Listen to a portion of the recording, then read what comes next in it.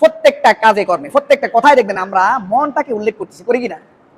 করি কিনা? আপনাকে যদি বলা হয় চলেন একটু ঘুরে আসি, যদি আপনার ভালো লাগে, মনে সায় দেয়, তখন আপনি বলেন চল। যদি আপনার মনে না চায় তাহলে কি বলেন? মনে চায় না। কাকে উল্লেখ করছেন আগে? মনটাকে। মন যদি আপনাকে বলে করো, তখন আমরা করি।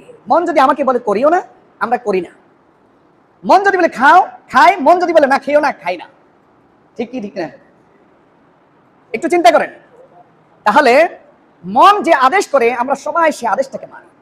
মন বলতেছে এখন ভালো লাগতেছে না ঘুম থেকে উঠতে, এখন ঘুম থেকে উঠিও না, নামাজ পড়া বড় কঠিন, ফজরের নামাজটা জামাতে ধরবা। মনে বলতেছে না থাক, পরে পরে নিমুনি।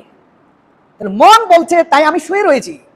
আল্লাহ যে আমাকে ডাক দিয়েছেন, সেই রবের ডাকটাকে আমি প্রত্যাখ্যান করেছি, সেটাকে আমি উপেক্ষা করেছি। তাহলে বলেন তো, আমি কি মনের দাসত্ব করলাম না রবের দাসত্ব করলাম? আজকে যারা ফজরের নামাজ পড়ি নাই, কি কারণে পড়ি নাই? মন চায় নাই। কি জন্য পড়ি নাই? মন চায় না উঠতে, মন চায় না ঘুমটাকে ভেঙে কষ্ট করে অজু করে মসজিদে পায়ে হেঁটে আসতে। এ কারণে আমি মসজিদে আসি নাই। মন বলতেছে তোমার এখনো ঘুম পড়ে নাই, তুমি শুয়েছো তো রাতে 2টায়, 12টা, 1টায়, এখনো ঘুম পড়ে না, আর একটু ঘুমাও, শুধু উঠলে পড়বা আর কি। আর জীবনে অনেক সময় আছে, নামাজ পরে ধরো, আস্তে আস্তে পড়বা আর কি। কে বলে এগুলো? মন। কে বলে? এ মন।